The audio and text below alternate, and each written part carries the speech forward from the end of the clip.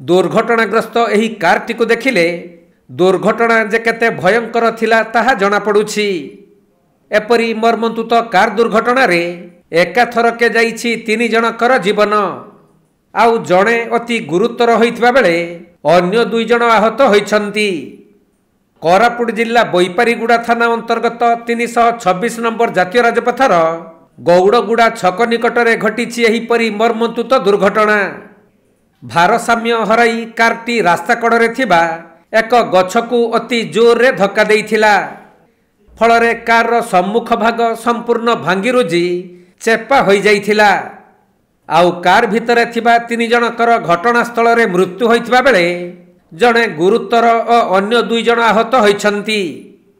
मिलिथिबा सूचना अनुसार नयागढ़र सुदीप्त कुमार सिंह सामंतଙ୍କ परिवार लोक माने नयागढ़रू मालकानगिरी को कार जुगे जाउथिले।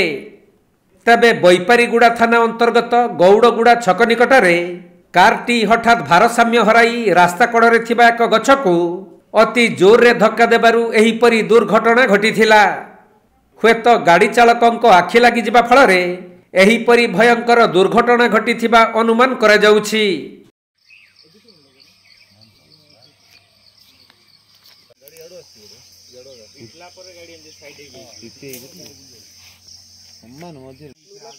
गाड़ी